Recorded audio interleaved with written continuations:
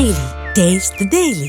தேனி மாவட்டம் உத்தமபாளையம் அருகே குமுளி திண்டுக்கல் தேசிய நெடுஞ்சாலையில் வாகன தணிக்கையில் ஈடுபட்ட மோட்டார் வாகன ஆய்வாளர் முறையான ஆவணங்கள் இன்றி தமிழகத்திலிருந்து கேரளாவுக்கு சரக்கு ஏற்றி சென்ற வாகனங்களுக்கு அபராதம் விதித்ததோடு கூடுதல் பாரம் ஏற்றி செல்லப்படுகிறதா என்பது குறித்தும் ஆய்வு செய்து எச்சரித்து அனுப்பி வைத்தார். விவரங்களை தர இருக்கிறார் செய்தியாளர் சத்யராஜ். விவரம் என்ன?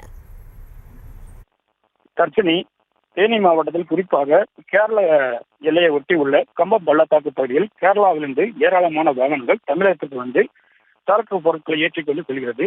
தற்பொழுது பார்த்தோம் என்றால் உத்தமபாளையம் மோட்டார் வாகன ஆய்வாளர் தலைமையில் அதிகாலை முதலே கேரளாவிற்கு தமிழகத்திலிருந்து சரக்குகளை ஏற்றி செல்லக்கூடிய வாகனங்களை நிறுத்தி உரிய ஆவணங்கள் உள்ளதா என்று சோதனையில் ஈடுபட்டார். அதனைத் தொடர்ந்து தமிழகத்திலிருந்து கேரளாவிற்கு டிப்பர் லாரிகள் மற்றும் 407 போன்ற வாகனங்களில் காய்கறிகள், மணல், சல்லி கொண்டு செல்லக்கூடிய வாகனங்களை நிறுத்தி முறையான ஆவணங்கள் இருப்பதை சரிபார்த்து இல்லாத வாகனங்களுக்கு அபராதம் விடுத்து எச்சரிக்கை விடுத்து அனுப்பினார். தொடர்ந்து பார்த்தோம் என்றால் அந்த வாகனத்தில் செல்லக்கூடிய பொருட்களின் எடை சரியாக உள்ளதா என்பதை அளவிட்டும் முறையாக இல்லாத வாகனங்களுக்கு அபராதம் விடுத்து அதிகாலை முதலே தனது பணியில சோதனையில் ஈடுபட்டு வருகிறார்.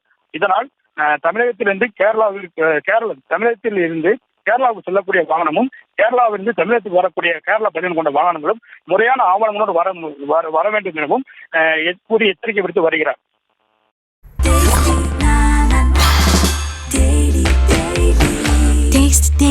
Taste the Daily.